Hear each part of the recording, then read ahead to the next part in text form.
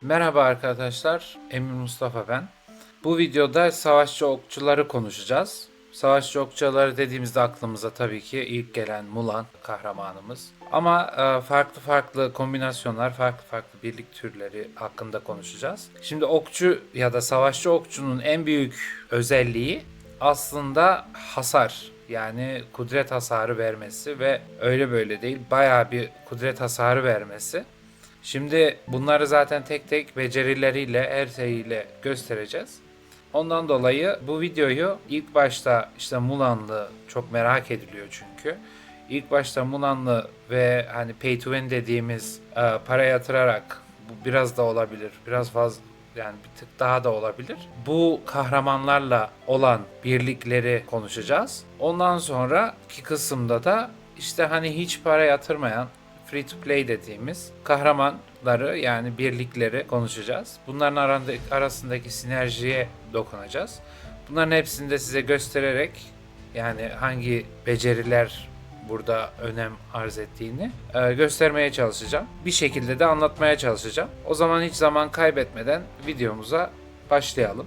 Evet arkadaşlar, bu savaşçı okçu birliklerimizdeki ilk örneğimiz, İlk kombinasyonumuz Hua Mulan, Josephine ve Atilla'dan oluşuyor. Bu işte hani en az yatırımla yani Mulan'ı zaten hepimiz biliyoruz. Ya ilk alımında bir kahramanı veyahut da 40 TL en son olduğu fiyatta alabiliyoruz. Mulan'ı aldık.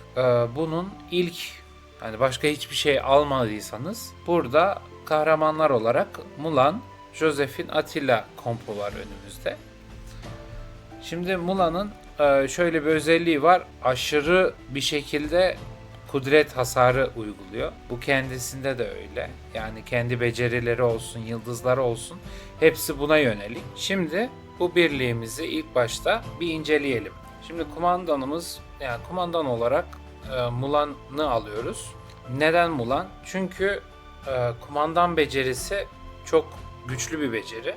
Burada gösterdiği gibi hedefe 4 seri atış kudret hasarı verir diyor. Yani oran olarak çok yüksek ve çok kolay bir şekilde kullanıyor bu kumandan becerisini. Onun yanı sıra alacağımız imza becerisi de aynı şekilde ek bir hasar veriyor. Ama gördüğümüz gibi imza becerisi İkincil vuruş becerisi. Bunu zaten daha önce söylemiştik. Yani okçu ya da savaşçı okçu konularında ikincil vuruş ön planda çıkıyor. Yanındaki iki seçebildiğimiz becerilerde de şöyle gösterelim.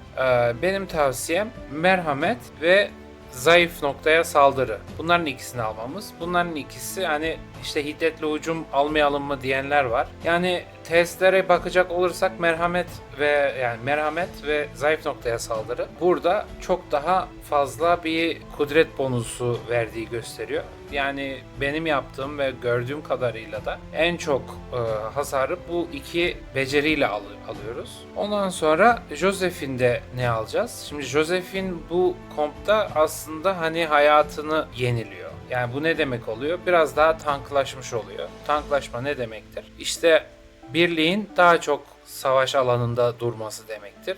Çok çabuk ölmemesi demektir.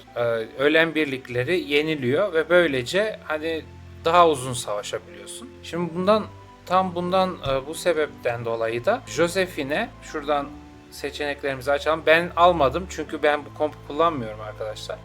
Burada müzmin muharebe ve yani burada görüyorsunuz zaten birimlerin her 6 normal saldırısından sonra birliğin birimlerini yeniler ve bunu %30 yapıyor. Yani çok aslında iyi bir beceri. Tam Josephine'e uyan bir beceri. Aynı zamanda biraz daha hasar vermesi için de zayıf noktaya saldırı diyoruz. Şimdi zayıf noktaya saldırı, onu da göstereyim. Yani burada normal saldırıdan sonra düşman birliğe kudret hasarı veriyor ve kahramanın hasarını 3 saniye boyunca %6 artırır diyor bu. Bu tabi bu seviyede. Şimdi bunları max hesapladıktan sonra bunlar çok daha yüksek oluyor. Aynı zamanda istiyorsanız buradaki kademeleri de bir inceleyebiliriz. Yani Mula'nın birinci kademesinde süzülen kırlangıç, yani kumandan becerisinin her defasındaki hasar oranını %10 arttırıyor ve bu kat kat devam ediyor. Aynı zamanda 3. kademede yıldız avcısını etkileştirme ihtimalini %6 arttırıyor ve 5. kademede, ki 5. kademe Mulan gördüyseniz bunu zaten farkındasınızdır. Yani birden yok ediyor karşısındaki düşmanı. Neden? Çünkü burada gördüğümüz gibi yıldız avcısı çok defalı hasar tetikleme ihtimalini %35 artırıyor. Yani çok defalı hasar oranını %40 arttırıyor bunun üzerine. Yani bu durumda aslında Mulan karşı taraf hasar verirken senin aldığın hasarı da Josephine yenilemiş oluyor. Şimdi Josephine'in yıldızlarına bakalım. Birinci yıldız olarak işte savaş narası yenileme oranını %35 artırıyor. Yani burada savaş narasını bakmak gerekirse normal saldırıdan sonra düşman birliğe bir kez kudret hasarı veriyor ve birliğin birimlerini de yeniliyor. Yenileme oranı da bayağı yüksek. Burada şöyle bir durum var. İşte bu da işte tetikleme oranı var. Aynı zamanda burada gördüğümüz gibi. Yani tetikleme derken etkinleştirme ihtimali. Bu da %25. Yani her 4 saldırıda 1 demek oluyor. Şimdi ilk yıldızımızda, ilk kadememizde bunun yenileme oranını ilk önce %35 artırıyor. Yani bayağı artırıyor aslında. 3. kademede %65 artırıyor. Ve 5. kademede etkinleştirme ihtimalini %5 arttırıyor. Yani %25'e %30'a yükseliyor bu. Ve hani düşünün, yani şimdi 4'te 1, 3'te 1'e inince bu 3 saniyede bir, yani 4 saniyede bir yerine 3 saniyede bir oluyor. Ve hani 1 dakikalık bir savaşta bu tabii ki etkiliyor yani hani ilerlemeni. En son olarak da Attila bu kompun parçası. Şimdi Attila herkesin de dediği gibi, ki benim de öyle düşüneceğim. Yani Attila bu oyunda bir Joker gibi bir şey. Yani nasıl diyeceksiniz. Şimdi Attila'yı nereye koyarsan orada iş görüyor. Şimdi ilk kademede yok edici etkinleştirdiğinde kumandanların kudretini 3 saniyeli 50 ile arttırıyor. Yani o hangi kompa koyarsan o kumandayı yükseltiyor anlamına geliyor. Bu sefer yani 3. kademede yok edicinin çifte saldırı tetikleme ihtimalini %5 artırıyor ve 5. kademede de yok edici etkinleştirildiğinde kumandanın 3 saniyeli %35 daha fazla kudret hasarı verdiriyor. Yani bu hem ilk verdiği, yani ilk kademede verdiği 50 kudret var. Bunun üzerine bir de %35 toplam kudretinin arttırıyor. Şimdi şöyle bir durum var Mulan'da. Tabi buradaki işte beceriye girmemiz gerekiyor. Tüm kahramanların %30 ihtimalle 3 saniyeyle çifte saldırı haline geçer ve kumandanın kudretini %50 artırır diyor burada. Şimdi benimki max seviyede zaten. Etkinleştirme ihtimali de %100. Şimdi buradaki etkinleştirme ihtimali %30. İşte 5. kademede bunun üzerine bir %35 daha ekleniyor ve bu %65 oluyor. Yani o kadar yüksek bir ihtimalle çifte saldırıyı uyguluyor ve bunu sadece bir değil bütün kahramanların yapıyor. Ve bu kompta, yani genel olarak savaşçı okçu komplarındaki bütün beceriler ikincil vuruş becerileri olduğu için bu aşırı fazla bir hasara denk gelmiş oluyor. Hani sen Attila ile Mulan'daki işte 2-3 beceri bile 1 ton saldırı yapıyor. 1 ton saldırı yapınca ne oluyor? İşte karşıdakini ezip geçiyor yani. Bu anlama geliyor. Şimdi onun yanında beceri olarak bu komp için eleştiriler içgörü önemli. Şimdi buradaki işte kritik vuruş oranını %10 arttırıyor ve kritik vuruşlarda tüm düşman kahramanların zırhını da azaltıyor. Böylece bunu ilk beceri olarak ekliyoruz. Bunun yanında da savaşçının şarkısı diye bir beceri var. Bu beceriyi ben kendim çok beğeniyorum. Niye? Çünkü 3 saniyeliğine sıradaki kahramanın kudretini %25 artırıyor ve aynı zamanda kritik vuruş oranını da %4 artırıyor. Şimdi burada önemli bir nokta var. Sen savaşçı şarkısını aldığın kahraman mecbur, yani en azından bu kompta en son kahraman olması lazım. Bu dizilimdeki en son kahraman olması lazım. Niye? Çünkü hatırlarsanız anlattığım gibi ilk önce Mulan saldırıyor, sonra Josephine, sonra Attila ve ondan sonra yine Hua Mulan'a dönüyor. Yani böyle bir döngü içinde. Bunu işte kahramanlar ve birlikler videosunda açıklamıştım. Saldırma pozisyonu. Bu arada onu da ekleyeyim. Arkadaşlar bu aşağıdaki işte 180 bonusu hemen yanımdaki şuradaki 180 bonusdaki işte bu amblemler, ordu birim amblemi. Bunun etkinleştirmesi için seviyemiz, yani kahramanların seviyesi 120 olması gerekiyor. Ve aynı zamanda yeteneklerden de buradaki kalabalığın kudreti, bunu aktif hale getirmiş olmamız gerekiyor ki oradaki bonus ışığı yansın. Neyse, onu da demiş bulunduk. Bu savaş şarkısı becerisinin önemi burada. Yani savaşçı şarkısı etkinleştirildiğinde bir sonraki kahramana yine bonus veriyor. Yani anlayacağınız Hua Mulan'a bonus üzerine bonus veriyoruz. Hem Atilla'nın buradaki kademelerdeki verdiği bonus, hem imza becerisindeki verdiği bonus, aynı zamanda da buradaki savaşçı şarkısında verdiği bonus. Yani bunların hepsi bu kompu bayağı da güçlü yapıyor. İşte Joseph'in burada biraz daha tanklaşmış oluyor.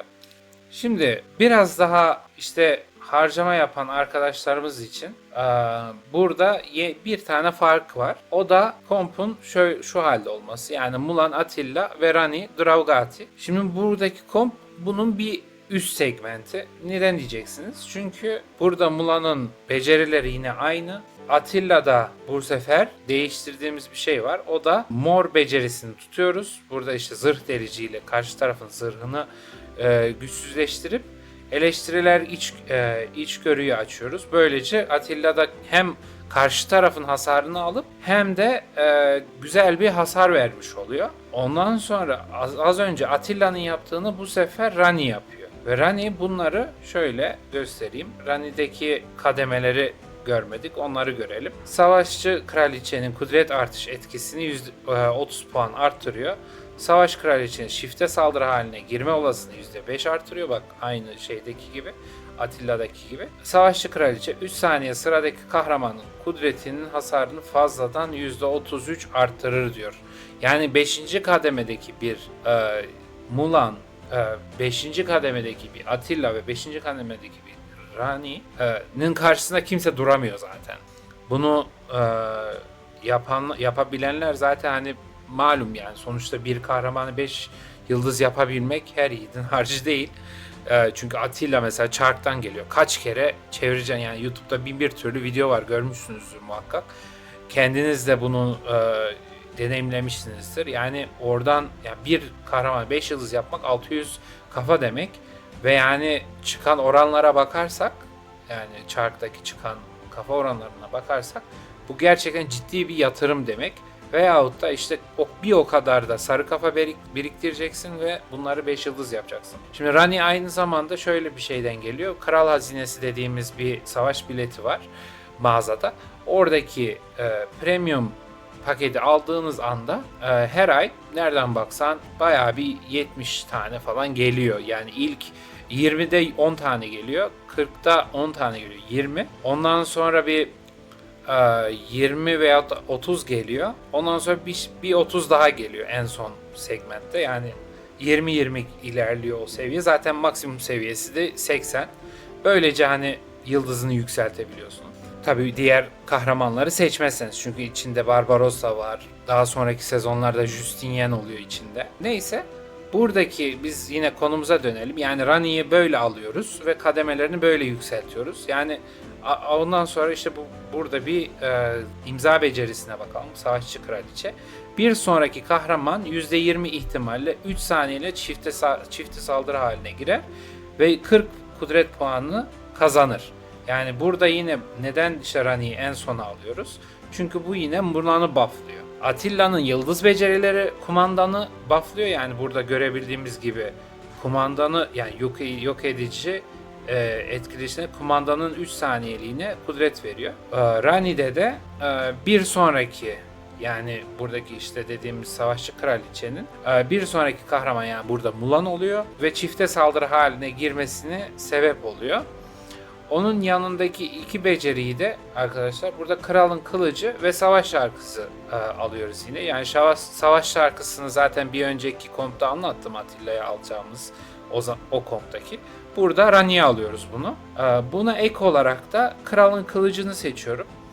Yani düşman birliğine 9 saniyede bir kez kudret hasarı veriyor. Bunun da hasar oranı %178 ve tüm kahramanların hasarını %46 ihtimalle 3 saniyeliğine nereden baksan işte %20 artırıyor. O tabii işte şuradaki etkilere bakacak olursak %30'a kadar çıkabiliyor gördüğümüz kadarıyla. Ondan dolayı hem yani kendi vermiş olduğu hasar ki o kadar önemli değil. Bundan daha önemli olan bütün kahramanların, yani buradaki Mulan ve Atilla'nın verdiği ek hasarı hesaba katarsak bu kompun önüne geçilmiyor arkadaşlar. Gerçekten bunları 5 yıldız ve becerilerini de yükselttiğiniz anda, ki burada ekipman ve mücevherleri saymıyorum bile, aşırı bufflanmış, yani bunu Sigarm da söylüyor, aşırı bufflanmış bir Mulan ile kumandan ile resmen ortalığı dağıtıyorsunuz ve önünüzde kimse duramıyor. Şimdi oyunun ileri zamanında Bellevue diye bir kahraman geliyor. Şimdi Bellevue gelince bu kompları ne hale getireceğiz? Onları göstermek istiyorum size. Şimdi Bellevue geldiğinde aynı zamanda hani işte illa da kullanmam gerekiyor mu? Böyle yani Mulan, Atilla, Rani kompu zaten aslında çok iyi bir komp ve uzun zaman, yani şimdi tabii bundan birkaç ay içinde hangi kahramanlar gelir, oyun nasıl değişir, çok değişir mi? Yani bunları tabii bilemeyiz ama yani bu klasik bir komp. Bu çok fazla hani şey yapmaz ama şimdi Atilla dediğimiz bu kahraman çok iyi bir kahraman ve süvaride kullanmak isteyen çok. Bunu Lü Bu kahramanıyla, bu da 2. sezonda açılan bir kahraman. Ondan dolayı bunun yerine çok güzel bir değişik kahraman getiriyor oyun. 2. sezonda Bellevue diye. Bunu da Atilla'nın yerine koyuyoruz. Rani yine yerinde duruyor. Şimdi burada Mulan'daki becerilerimiz aynı. Değişen bir şey yok. Bellevue'ya ise Bellevue'da şöyle becerilerine, yani Bellevue çok değişik bir kahraman. İlk önce onu bir konuşalım. İlk kademesinde, yani yıldızlarındaki ilk kademesinde Kara Gelgit Bellevue'nun gücünü fazladan 60 artırır diyor. Kara Gelgit'in çifte saldırı halini tetikleme ihtimali %10 arttırır diyor. 5. kademede de Kara Gelgit artık Bellevue'nun zırhını azaltmaz ancak gücünü fazladan 30 artırır diyor. Şimdi bu Kara Gelgit neymiş? Ona bir bakalım. Kara Gelgit Bellevue'nun imza becerisi 3 saniyeliğine, yani benim bu arada burada işte daha yeni yükseltiyorum Bellevue'yu. Bellevue'nun bendeki seviyesi 36 olduğundan dolayı burada biraz daha düşük olabilir. Tabi bunu mesela şöyle yükseltelim, 38'e geldiği anda 3 saniyeliğine %62 çifte saldırı haline girme ihtimali bulunur. Başlatılan her 6 normal saldırı için 9 saniyeliğine kahramanın kudretini 100 puan ile artırır ve zırhını işte 30 puanla azaltır. Böyle bir imza becerisi. İşte 5. kademede artık zırhını azaltmıyor ve sadece kudretini artırıyor verildiği oranlarla birlikte. Şimdi çoğu kişi işte Bellevue'yu mu kumandan yapalım, Mulan'ı mı kumandan yapalım?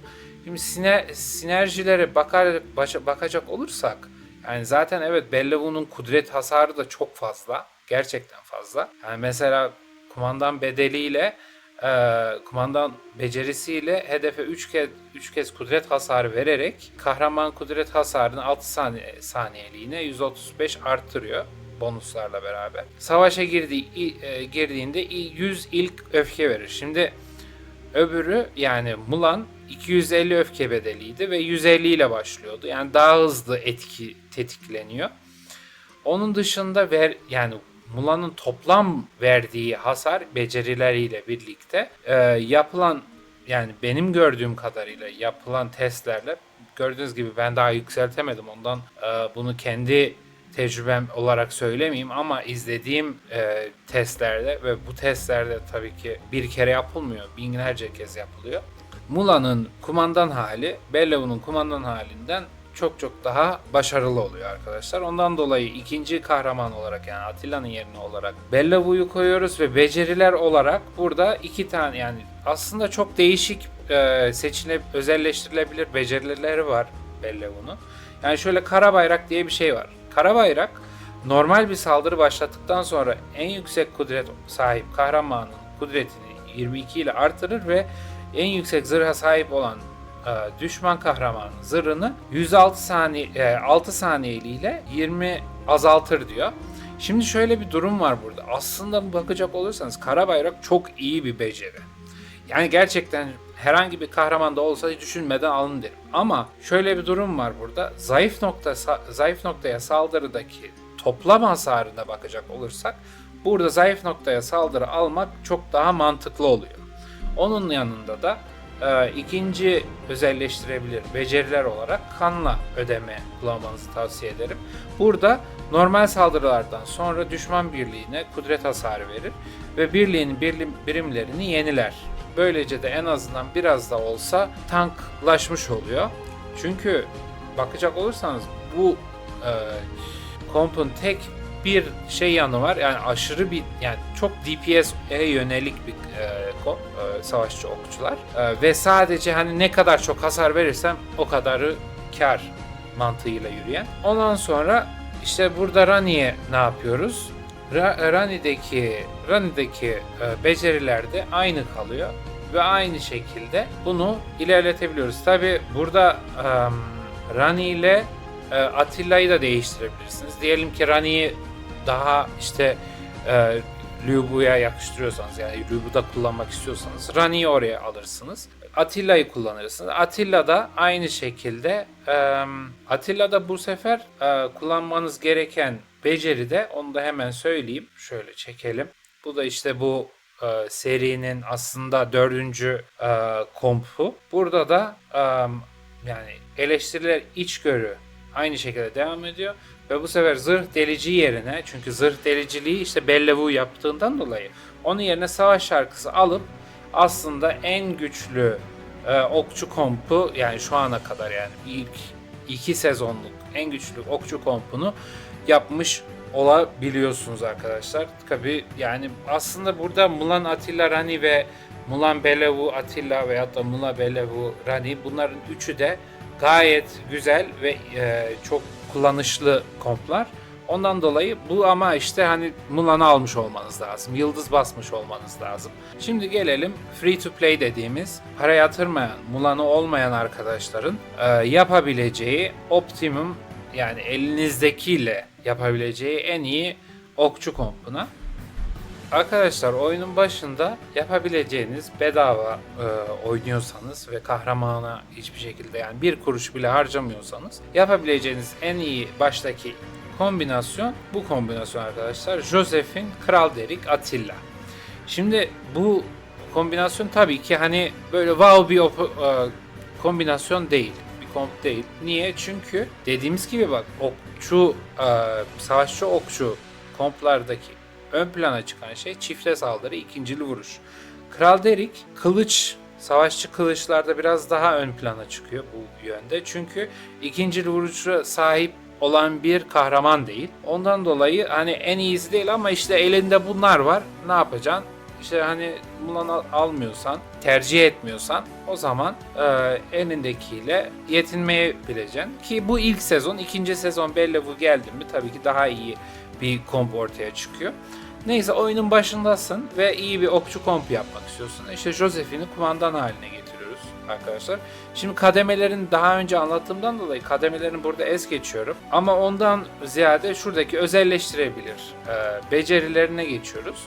Burada beceriler olarak koparma ve zayıf noktaya saldırı. Bunların ikisini alıyoruz arkadaşlar. Niye? Çünkü işte koparmada hem hasar verme olasılığını arttırıyor, hem de aynı zamanda 3 saniye boyunca her saniye kudret hasarı da veriyor. Bozgun etkisini de uyguluyor.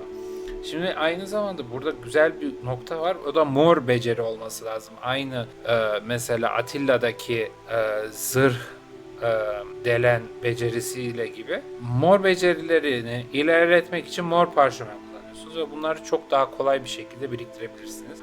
Çünkü yani efsanevi beceri parşömenleri 5'e kadar biriktirmek çok şey alıyor.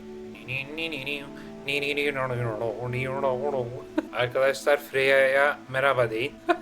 Bastı resmen ya. Hadi bakalım. Parşömenleri biriktirmek gerçekten hani zaman alıyor ve tabii ki bunlar değerli kaynaklar. Ondan dolayı hani bir tane mor beceriyle bu işte efsanevi parşömen basmayı da bir nevi azaltmış oluyoruz. Joseph'indeki becerileri aldıktan sonra Kral Derik'e geçelim. Şimdi Kral Derik'te şöyle bir durum var işte gördüğünüz gibi. Lütuf ve kutsama etkinleştirme ihtimalini %3 artırır diyor. Düşman birliğine lütuf ve kutsama tarafından alınan kudret hasarının oranında artış etkisini %5 arttırır diyor. Ki bunlar aslında hani hiç de o kadar önemli olmayan kademeler ama 5. kademesi iyi. Burada da işte lütuf ve kutsama tetiklendiğinde tüm kahramanlarına kudret hasarını 6 saniyeliğine %20 artırır diyor. Böylelikle kudret hasarı yani hem Mulan'daki hem Atilla'daki kudret hasarı da yükselmiş oluyor. Şimdi buradan 5. yıldızın o tarafı güzel. Şimdi lütuf ve kutsamaya bakalım. İmza becerisi oluyor bu da işte Kral Derik'in. Hedefe kudret hasarı verir. Hedef bozgun halinde ise aldığı kudret hasarını 6 saniyeliğine artırır. Şimdi işte burada bozgun halindeki birlikler her saniye bir kez kudret hasarı alır diyor. Hasar oranı bozgun halini uygulayan beceri tarafından belirlenir diyor. Şimdi burada bir önemli nokta işte zaten de bozguna uğraması gerekiyor karşı tarafın. Şimdi sen Atilla'dan aldığın çifte saldırı bonusunu burada kullanamıyorsun mesela.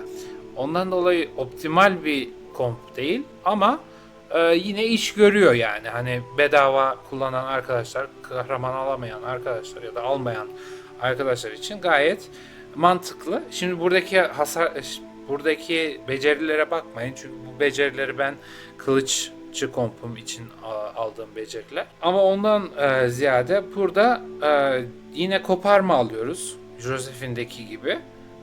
Ve yıkılan topraklar alıyoruz. Niye? Çünkü böylece kudret hasarını artırmış oluyoruz bu kahramanımızın. Böylelikle Derik'in de özelleştirilmiş becerilerini de almış bulunmuş olacağız. Üçüncü olarak da ve sonuncu burada yine Atilla devreye giriyor. Atilla'da da şöyle bir seçim biraz daha mantıklı geliyor.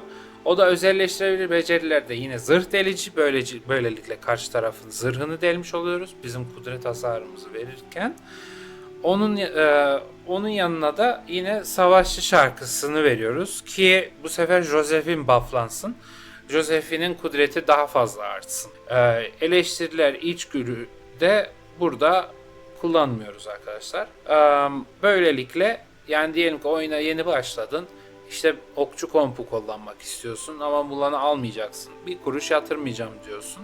O zaman okçu kompu olarak bunu kullanabiliriz. Şimdi diyelim ki okçuyu biraz saldık. Oyunun 2. sezonu geldi.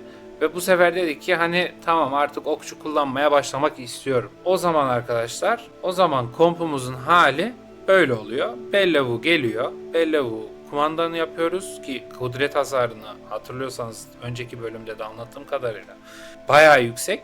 Ortaya Joseph'in sonra da Atilla. Yani bu aslında ilk anlattığım kompun arasındaki tek fark Mulan yerine Bellevu koymamız. Bu da işte hani bunun ücretsiz versiyonu. Şimdi burada yine aslında buraya verdiğimiz beceriler, özelleştirilmiş beceriler, yani Bellavu'yu yine yeniden anlatmayacağım. Özelleştirilmiş becerilerde yine zayıf noktaya saldırı ve kanla ödeme alıyoruz. Joseph'ine burada yine Mulan'a aldığımız gibi şöyle açalım. Müzmin muharebe ve zayıf noktaya saldırı alıyoruz. Müzmin muharebe de aynı şekilde tanklaşması için, zayıf noktaya saldırıda ekstradan saldırı yapması için. Atilla'ya da bu sefer savaşçı şarkısı ve eleştiriler içgörü. Yani burada işte zırh delmesine gerek kalmıyor çünkü onu Bellevu yapıyor zaten. Ondan ziyade işte daha fazla kritik vuruş ve aynı zamanda savaşçı şarkısıyla da Bellavu'yu daha da güçlü yapıp hem zayıf nokta saldırı bonusunu ekleyip böylelikle gayet de güzel bir free to play kompunuz olmuş oluyor. Şimdi aynı zamanda yani şöyle de düşünmek lazım. Yani savaşçı komp olarak bu komp gayet iyi. Aynı Mulan, Josephine, Attila kompu gibi. Ama işte hani oyunda farklı farklı kahramanların farklı farklı sinerjileri olduğundan dolayı mesela Lü Bu, Guan Yu, Attila. Abi Lü Bu çarktan geliyor. Okey. Guan Yu tavernadan geliyor. Attila'yı da aldın. O zaman okçun ne olacak? O biraz yanda bekleyecek. Böyle bir durumda. Ya da işte efendime söyleyeyim Rani'yi almış olursan, Mulan'ı almış olursan tabii ki çok daha farklı kombinasyonlar yapılıyor. Şimdi bunu şöyle düşünmeyin, işte Mulan'ı aldım bir yıldız okey rahatım. Yok, işte burada yani hani aslında iş görür, görmez mi görür, ama şöyle bir önemli bir nokta var. Hani daha sonra işte farklı Mulan'lara veyahut da farklı kahramanlara savaşırken mesela güçleri çok daha fazla olan arkadaşlar var. Mesela ben de ilk başta vardı. Yani aldığım komplar, beceriler tamdı. Ama vuruyorum, eriyorum. Yani karşı tarafta bir bakıyorum hiçbir şey değişmiyor. Savaş raporuna bakıyorum. Aynı şekilde yani benden mesela 2000, 3000 birlik ölmüşken karşı taraf sadece işte 100 zayiat vermiş. Bu neden oluyor? Bu işte yıldız farkı oluyor arkadaşlar. Bundan dolayı hem yıldız hem becerilerin yıldızı hepsinin etkisi oluyor. Bundan dolayı zaten oyunun başında da hani işte 4 tane 5 tane burada sefer yani kombinasyon yapabiliyorum. Bunların hepsini sahaya sürebiliyorum. Böyle düşünmüyoruz. İlk başta bir tane kompu adam akıllı dolduruyoruz. Full artı full yapıyoruz. Ondan sonra ikinci bir kompa geçiyoruz. Çünkü neden? Çünkü işte savaşlarda bu sefer çok daha fazla arkada kalıyorsun. Mesela diyelim ki ben 4 tane kompu da 120 seviyeye getirsem yani Bellevu geldiğinde Bellevu'yu 120 yapamazdım. Böyle sıkıntılar çekiyor biliyoruz. Şimdi ondan dolayı hani nasıl ilerleyeceğinize öyle karar verip bir tanesini seçin. Hani tam oturan işte mesela diyelim ki savaşçı okçu. Şimdi bunun ileriki videolarda farklı farklı kahraman ve farklı farklı kombinasyonları da göstereceğim. Bunları izlersiniz. İlk başta hani dersiniz ki ben şuna odaklanacağım ya da buna odaklanacağım. Ona göre biriktirirsiniz. Zaten oyunun aslında önemli kılan şey uzun vadede oynayacağını bilmektir. Uzun vadede her şeyi planladığın anda gayet keyifli ve güzel oluyor. Tabi kim istemez işte bir ton para basayım hepsini fullleyeyim hemen dakika bir gol bir de, ama yani hani çoğumuz hatta %99.9'umuz öyle olmadığından dolayı burada işte tavsiye niyetine bunları sizlere anlatmak istiyorum. Şimdi videoyu sonlandırmadan önce iki tane daha kısım var anlatmam gereken. O da yüzükler ve mücevherler. Şimdi yüzükler olarak şöyle düşünebilirsiniz. İşte ilk başta Pay to Win tarafını anlatıyorum. Şimdi yüzükler oyunun başında gelmiyor. Oyun belli bir işte aşamaya geçiyor. Şuradan şu kral yani taça bastığınızda burada 12. değil 15. kademede mühür yüzüğü sistemi açılıyor arkadaşlar. Burada zaten tarihi de veriyor hemen yanında. Buna da şuradan mağazaya giriyorsunuz. Oradan şanslı çekilişe giriyorsunuz. Kuyumcunun koleksiyonuna basıyoruz. Ve burada işte yüzüklerimiz var. Şimdi savaşçı okçu Pay to Win olarak tavsiye isterseniz şöyle bir yol izleyebiliriz. Yani kumandanımız için şaşalı muhafız. Şimdi buradaki verdiği ekstra bir beceri var. Bu beceride kahramanın ikinci vuruş becerisini etkinleştirme ihtimali 6 saniyede bir %0.5 artırır ve %40 ihtimalle 3 saniyede çifte saldırı kazandırır diyor. Maksimumuna baktığımda bayağı gayet %100 bir ihtimalle çifte saldırını açıyor. Şimdi böylece yani sürekli saldırı üzerine saldırı vermiş oluyorsunuz. Çok aşırı bir hasar vermiş oluyorsunuz ki bunu maksamak zaten çok maliyetli ve uzun vadeli bir proje olması gerekiyor. Ki zaten şaşalı muhafızın fiyatı da 4000 şuradaki para birimi. Yani şöyle basarsak üzerine göstermiyor da şurada yazıyor kuyumcu nişanı. 4000 kuyumcu nişanı ve bu çok pahalı bir yüzük. Zaten yüzük üretimine başlayanlar bilir. Başlayacak olanlar da görür. Şaşalı muhafızımızı kumandanımıza takıyoruz. Hocam böyle bir durum var. Ondan sonra Attila'ya veyahut da şöyle söyleyeyim kumandan dışındaki en yüksek kudret olan kişiye yani bu Bellevu oluyor en son yaptığımız kompta. Yok, en son yaptığımız derken en son Pay to Win kompunda gece kurdunu Bellavu'ya takıyoruz. Çünkü şöyle gece kurdunu şurada almıştım ben gece kurdunu. Verdiklerin kendisine gidelim. Gece kurduna. Burada da birliğin yaptığı her 9 normal saldırıdan sonra tüm kahramanların normal saldırı ve ikincil vuruş becerisinin hasarını %5, maksimumda %25 artırıp zırhını 3 saniyede azaltır diyor. Burada onu bu yüzüğü işte en yüksek kudreti olan yani komandan dışındakine veriyoruz ve en son olarak da Doğu Cennetlerin Efendisi. Bunu işte Atilla'ya verebilirsiniz, Rani'ye verebilirsiniz. Burada da işte tüm kahramanların aktif becerilerinin hasarını %25 azaltır ki konuştuğumuz gibi savaşçı okçu kompunda aktif becerisi kullanan kimse yok. Hepsi ikinci vuruş kullanıyor. Ondan dolayı yani buradaki hasarın azaltması önemli değil. Ondan ziyade normal saldırılarını bir de %100 arttırıyor. Max seviyede ki minimum seviyede de %20'ye yakın bir oran. Gayet tertemiz, güzel bir yüzük. Tabi bunu mesela gidip Miyamoto'ya takarsan çok büyük bir faciaya dönüşür bu. Çünkü Miyamoto full aktif beceri. Ama o işte başka bir videonun konusu. Free to play oynayan arkadaşlarımız için kahramana, ki buradaki kahraman Josephine veyahut da Bellevue oluyor. Buradaki kahramana gece kurdu yüzüğümüzü veriyoruz. Ortadaki kahramana, yani aslında şöyle anlatayım. Zaten Bellevue geldiğinde Bellevue, Josephine, Attila için söyleyeceğim bunu. Çünkü Josephine Derek Attila'ya yüzük takmaya yani takabiliriz tabi ama farklı sinerjiler olduğundan dolayı daha kolay olması için Bellevue, Josephine, Attila örneğini kullanacağım. Zaten free to play olarak okçu, savaşçı ilerlemek isterseniz nihayetinde Bellevue, Josephine, Attila kullanmanız gerekecek. Onun için de işte Bellevue'ya gece kurdu, Josephine'e zambak yüzüğü ki yenilemesine, tanklaşmasına yardımcı olması için, Attila'ya da ayı yüzüğü.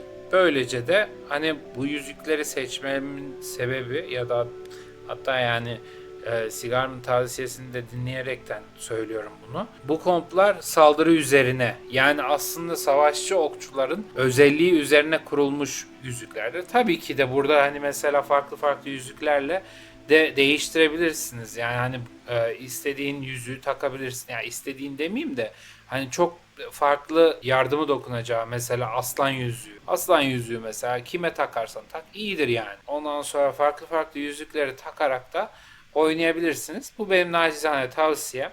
Böylece hem DPS'inizi yüksek tutmuş olursunuz hem de tankınız olmuş olur. Bu da işte zambak yüzüğüyle. Gece kurduyla da çifte saldırı bonusunu artırmış oluruz.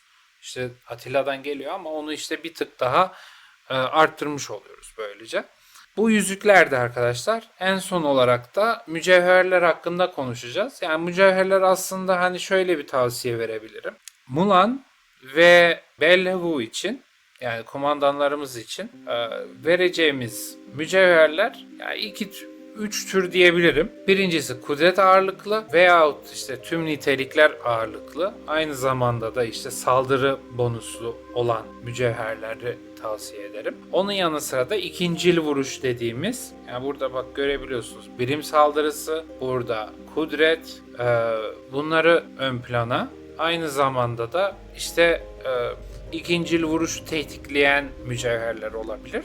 Bunlar iyi seçenekler. Ve hani burada gördüğünüz gibi ikincil vuruş şimdi kol, bacak, zırhları farklı oluyor. Yani kol, bacak ekipmanları farklı. Kask ve vücut ekipmanları farklı. Yani farklı mücevherler taşıyor. Bunlar için ikincil vuruş, kol ve bacakta ise kudret ve birim saldırısını tavsiye ederim. Diğerleri için de yani burada işte Josephine olabilir, Attila olabilir, ondan sonra Rani veyahut da işte Bellevue ikinci sıradaysa bunlara da kudret ve kapasite, yani can yüklemenizi tavsiye ederim. Bunların ikisi yeterli olacaktır. Hem böylece birim kapasitesini yüklemiş olursunuz hem de aynı zamanda da kudret hasarını ekstradan yüklenmiş oluruz. Böylece de gayet güzel komplar ortaya çıkmış olur. Bu arada arkadaşlar geçen videoda işte Kudret'in niye işte 290 diyen arkadaşlar oldu Mulan'da. Onu da hemen söyleyeyim şu anda çünkü kompun içinde değil ve komptan aldığı bonusları buradan sayılmıyor. Kompa yüklendiği an görebiliyorsunuz ki Kudret'i işte çok daha yüksek oluyor. Yani burada işte burada 490. Onu bir söylemek istedim aradan çıkarmak için. Böylece bu videonun da sonuna vardık arkadaşlar. Bu kompların işte becerisi, hangi kahraman kullanmanız için bu listeyi aşağıdaki açıklamaya da ileteceğim. Oraya da yazacağım ki hani işte SS çekmek istersiniz, bakmak istersiniz. Bunları oradan da bakabilirsiniz. Umarım faydalı olmuştur. Umarım böylece artık savaşçı okçularımızı nasıl kullanacağımızı ve hangi becerilerle kullanacağımızı bilmiş olacaksınız. Diyelim ve videomuzu sonlandıralım.